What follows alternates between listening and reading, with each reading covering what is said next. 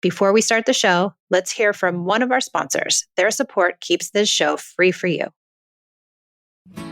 Hey there, Peace and Parenting family. If you love the podcast but wish to enjoy it without interruptions, your wish has come true. Introducing the ad-free version of the Peace and Parenting podcast, available exclusively on Apple Podcast.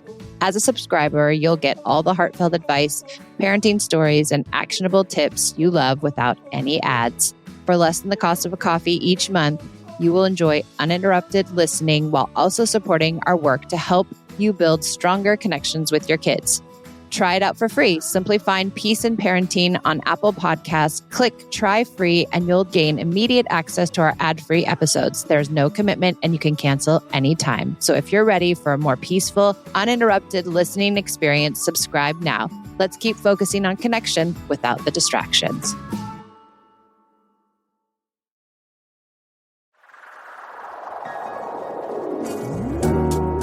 Hi, I'm Michelle, a mother of 2 teens. 13 years ago, I traded in punishments and rewards for connection. Now I prioritize relationship over behaviors, utilize play as a parenting tool, and set limits with empathy instead of consequences. Each week, I share my journey and interview clients, experts, and followers. Thanks for joining me on the Peace and Parenting podcast. I'm so glad you're here.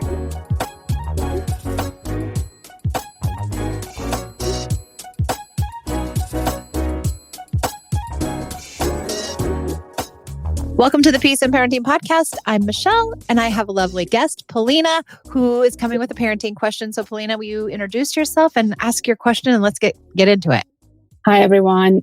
First of all, I'm such a huge fan of your work and your podcast, and it helped me tremendously. I'm so already.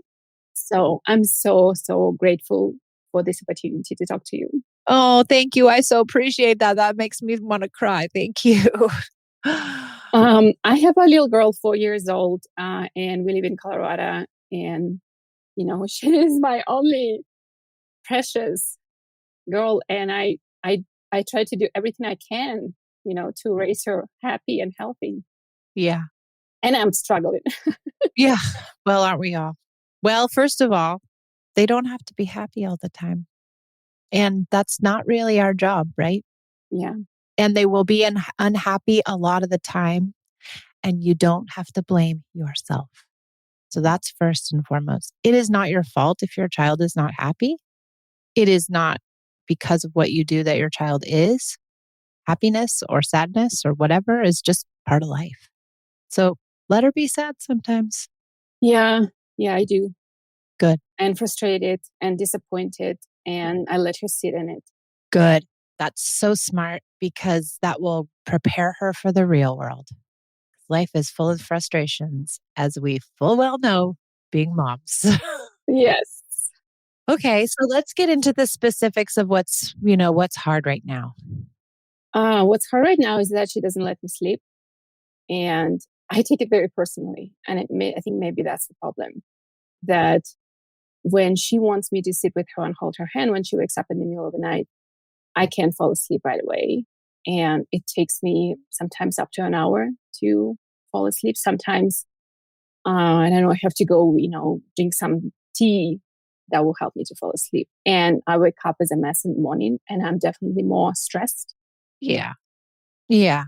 So tell me about the taking it personally. You take it personally in what ways? Because it's impeding your sleep.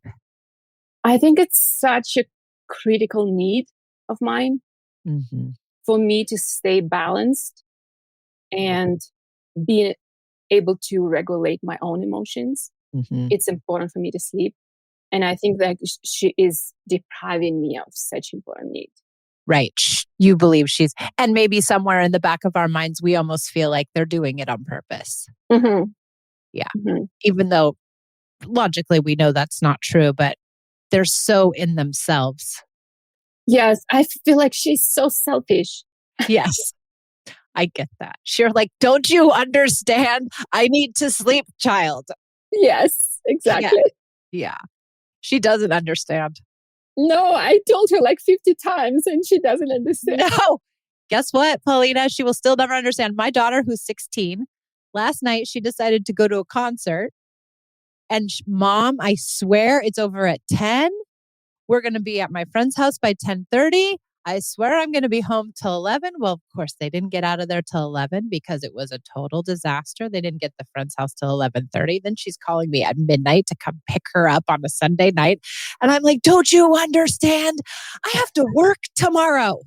She's 16. She still doesn't understand. She has no clue. Okay, so you tell me I should lower my expectations. What?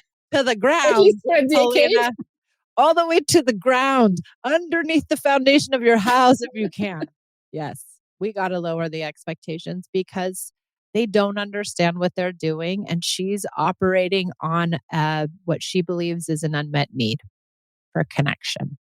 She wants connection. She doesn't want to separate. She wants to be with you all the time. And in those moments, when she wakes up, it's because her emotional stuff is bothering her. And so she wakes up and the only way she knows to get it fixed is to find you. So she doesn't even think about you for a second. No. And my husband doesn't work for her as well. Like we try to, interchange us sometimes. And I tell him, now you go. Yeah. I already went twice. Now it's your turn. And she wouldn't take it. No. She would start screaming and kicking and it becomes even, bigger. Yeah. And then the middle of the night, that's really, really hard for all of you. Yeah. Yeah. Okay. So let's talk holistically about your sweet daughter and what some connection pieces we can get more moving, maybe a little bit. And then let's talk about some things we can do absolutely in the moment. So why don't you tell me, what kind of connection pieces are you using? Well, we do special time. Great. And we do it throughout the day when she is allowed to choose what she wants to play. And we usually play with her dolls. We play other games, but usually that would be like a family games, not her choice, but family games. Great. Yeah. And when she goes to bed, I stay with her. We talk about something that's, important for her. She's usually quite open to share what's happening in school and what's on her mind, what she's excited about, what she's dreaming about. And I stay with her while she's falling asleep. She likes me to, stroke her hair or maybe hold her hand. And sometimes I will stay with her while she's falling asleep. And I don't know if it's a good thing or not. I think maybe because she's used to me holding her while she's falling asleep, that's what she expects when she wakes up. I think absolutely. And when a child goes to sleep with a parent, they get scared when they wake up that you're not there. And so she's almost using you as her pacifier to fall asleep. Yes. So what we need to do is get her less reliant on that pacification. So it's great that you're doing special time. I think this is a place where you might have to set a limit, and you might have to set the limit and then listen to the big feelings, which is going to be very, very hard. But it is also very connective because when you listen to the big feelings, you're going to come with empathy and that's going to create connection. But what I would say is that you need to start talking to her about, okay, guess what? Mommy's going to leave before you fall asleep. And you're going to have to say goodnight. And you're going to say goodnight to me and kisses and hugs. And then I'm going to leave and you're going to go to sleep on your own. Now, if you said that to her during the day, like at noon or whatever, would she start being upset and have a problem with it? Or would she say, okay? No. She's not having it at all. Okay. When I try to tell her that, for example, if I feel tired in the middle of the day and I say, Mama needs to take a break and maybe, take a quick nap, she will throw a tantrum right away. Okay, this is a good thing. So we want her to throw the tantrum. So I would say start talking about it in the middle of the day and allow her to start having these tantrums during the day because it will make the nighttime a little bit easier because she's full of kind of feelings about you, about separation anxiety. It's really textbook kind of separation anxiety. So she's having all these feelings about separating and she's using you as a pacifier to fall asleep to keep the feelings down. But if we set the limit during the middle of the day and we say, no, this isn't going to happen later on, and she starts to emote and have those big feelings, then she can start getting it out of her system and it's going to eventually help her sleep better. But this is going to be a process. Mm-hmm. This is not going to happen overnight. So I would start today by saying, I'm not going to be able to lay with you. We're going to say hugs and kisses and books, and then I'm going to say goodnight. And she's going to start to emote. And you are going to listen and stick through that tantrum as long as it happens. Do I stay with her while she's... Yep, 100%. You stay with her. I understand. I know this is hard. I know you want mommy to be there, but I can't be there anymore, honey. You got to do it on your own. And you can do this on your own. The tantrum might be an hour. I don't know. It could be very long, but you stay all the way through it. And you'll notice, hopefully, at the end of it, that she somewhat feels better and that you somewhat feel more connected. Mm-hmm. Before we dive into the next segment, a quick shout out to our fantastic sponsors who make this free podcast possible. Are you sick of the sibling fighting? Are you tired of asking your child to do the same thing over and over and over again, only to end up using threats and bribes to try to get them to cooperate? Well, it doesn't have to be like that. You can learn the ideas of connection through our Connected Parent Mastermind group coaching program. We meet 3 days a week. Myself and my 2 coaches hold meetings. We also give you access to all of my online materials, meaning 10 modules of instruction, PDFs, podcasts, and my book. You get to join our school community and interact with coaches and myself and so many parents who are doing this work just alongside you. So if you're feeling stuck, or if you want to accelerate your connected parenting practice even further, join the Connected Parent Mastermind. Click the link in the show notes for more information.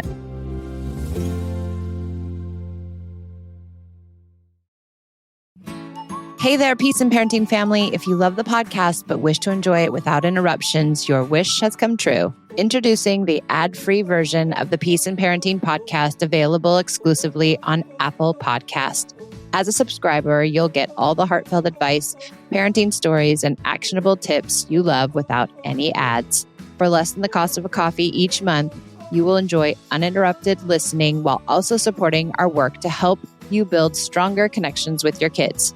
Try it out for free. Simply find Peace and Parenting on Apple Podcasts, click Try Free, and you'll gain immediate access to our ad-free episodes. There's no commitment and you can cancel anytime. So if you're ready for a more peaceful, uninterrupted listening experience, subscribe now. Let's keep focusing on connection without the distractions. Let's dive back in.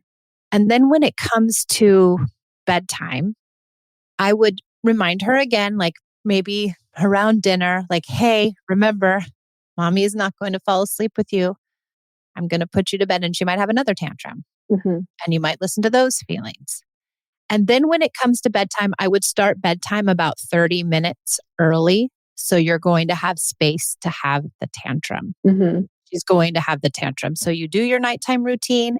And then when it comes to, I'm going to lay down with you, you're going to have to set the limit and say, honey, I cannot lay down with you. And when she tantrums, you stay right there and you listen to that tantrum and you listen to those feelings. And hopefully at the end of the feelings, you're going to say to your daughter, okay, can you say goodnight to mommy? And hopefully she might not be able to do the first night or the second night or the third night, but hopefully eventually she'll be able to say goodnight, mommy. Now, if you have to stay there for a little while and get her to sleep, I think that's okay. It's going to be very murky. You're going to be in this like kind of murky spot where, should I go? Should I stay? Here are the guidelines I would give you. Don't let her cry alone by herself.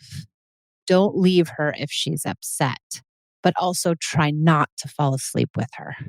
Mm-hmm. If that makes sense. Yeah. So you're going to have to find that place where you can let her have her feelings and you can get out of that room with her permission without just leaving her on her own. We don't want to just leave her alone. Does that make sense? Oh, that's going to take probably more than 30 minutes. Okay. So good for you for noticing that. So maybe you start an hour early. Mm-hmm. And in the end, after the hour, if you guys are totally exhausted and everything has been just like, you're like, forget it, I can't take it anymore, lay down with her and let her sleep and let her fall asleep. Full well knowing you're going to get woken up in the middle of the night, but also gotten out a lot of feelings with these, hopefully 2 or 3 tantrums. And if you do this enough nights in a row, eventually she'll sleep on her own. So here's the question I have. Do you think that when she is unwell, when she has a fever, right? I want to stay with her. Sometimes I want to put her in my bed just to make sure that she is not too hot. Sometimes I want to make sure that, she's just close proximity, right? Within my proximity, so I can check on her sometimes. And can it change with her expectations again? I don't think that it will completely ruin everything if you bring her into your bed one night because she has a fever, but it might be hard to transition back again. But you just have to know that, and that you can transition back again, and that over time it will become easier and easier. But yeah, it could bring you, it could set you back some, but that's okay. You just know that, and know that you might have to sit through a couple of tantrums and that you might have to get back on track. What we want is for them to be able to sleep with us, but not need to sleep with us. Yeah. Yeah. Mm-hmm. We don't want to be their pacifier. Mm-hmm. We want them to be able to get through all these feelings to feel better so they can rest on their own, because what's keeping them awake is the feelings of separation anxiety, the fear of not being able to be with you. That's what's keeping her awake. When she wakes up.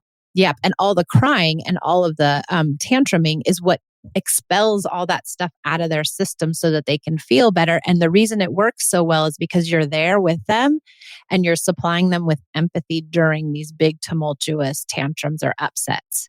So you're creating connection actually during these tantrums, the connection that they're going to need to be able to get through the night. Mm-hmm. Does that make sense? Mm-hmm. Yeah. Yeah. So it's a process. Mm-hmm. This is going to be hard, Polina. Yeah. I can feel it. It's one of the hardest things I do with parents is this sleep part. Mm-hmm. And separation anxiety. And she's an only child and you're her primary caregiver. So all the things are a little bit harder, but you can get there. Also, is she very particular about her bedtime routine? Like things have to be a certain way? No. Okay, good. And that's another thing. I think I'm more particular about our bedtime routine. And sometimes I notice that I can choose my agenda over connection, Okay. So another good thing to incorporate would be like a big, fun, connective piece before you get ready for bed. Like chase or the sock game where you try to get socks off of each other or can't get past me. I don't know. Do you have my PDF with all my games? Mm-hmm. So any one of those games is good. Anything big and vigorous, or wrestling can be good because wrestling can expel lots of anxiety and stress. Mm-hmm. So some big, vigorous play might be a good thing to do before you get ready for bed. And while you're getting ready for bed, like making all those things playful and fun and connective so that you're really beefing up connection before you get to this bedtime routine. What about if we take a look at the connection throughout the day? Mm-hmm. What if she always wants more? I know. Well, and especially only children seem to always want more. Like they can never get enough. And I think it's because they are so used to being around us all the time. And maybe there's places where she needs more limits to have more tantrums to get things expelled more. Is she having a lot of tantrums during the day? Um, I wouldn't say a lot. She might have, but not a lot. She should probably have like one or two every day at that age. Yeah. Close to that, yes. You're on that train. Mm-hmm, mm-hmm. Okay. And that's good because that means she's feels safe to have her feelings. That means you've created an environment where she's not scared of them. And are you able to sit through the feelings? Mm-hmm. Yeah. And if you're able to sit through the feelings, then you're on track are you guys using any consequences or punishments or any of that kind of stuff? My husband might when I'm not around. He's sneaking them in. Yes. Well, you'll know what I say about all those. The more you can get rid of that, the better off the connection is. And you already know this, but yeah, really just if you're not using them and he is just trying to really, encourage him not to, that will help with connection too. And that will also help with their connection. Exactly. That's what I see, that by implementing those things, he would he'd take her, to empty room, like sit here alone, right? He would just isolate her, where I try to stay connected with her. Right. And I can see how it's impacting their connection. And is why she is choosing me. Well, you're safer, right? You're safer for her feelings, because if she has feelings with him, he will isolate her. If she has feelings with you, you'll embrace her. So it makes your parenting, it makes it harder for you. For me, because I'm becoming more and more default parent. Right. And that means you're listening to all the feelings, and you are doing all of the caretaking, and you're doing all the heavy lifting. Do you have a listening partner? No. You need a listening partner. A listening partner is a great place to get resourced, because you've been listening to all these feelings and you need a place to be listened to too. I have a therapist. Therapist is good. Listening partner is it different? So very much so. All they do is listen while you complain and rant and cry and be angry with and say how hard it is. They just listen to your feelings, just like how you listen to your daughter. And it makes you feel lighter in parenting.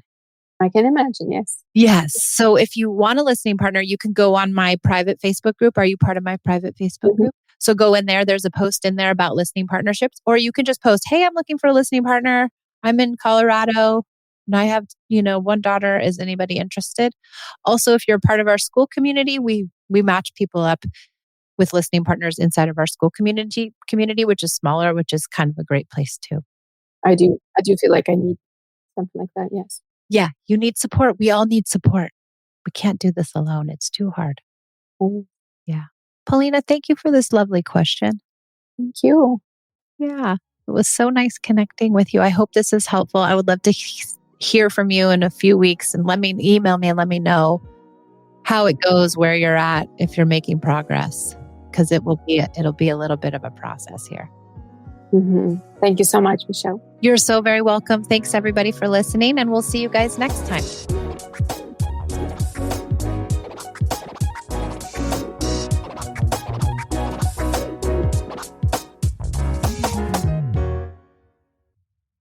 You just realized your business needed to hire someone yesterday. How can you find amazing candidates fast? Easy. Just use Indeed. Stop struggling to get your job post seen on other job sites. With Indeed sponsored jobs, your post jumps to the top of the page for your relevant candidates, so you can reach the people you want faster. According to Indeed data, sponsored jobs posted directly on Indeed have 45% more applications than non-sponsored jobs. Don't wait any longer. Speed up your hiring right now with Indeed. And listeners of this show will get a $75 sponsored job credit to get your jobs more visibility at Indeed.com/kidsandfamily. Just go to Indeed.com/kidsandfamily right now and support our show by saying you heard about Indeed on this podcast. Terms and conditions apply. Hiring? Indeed is all you need.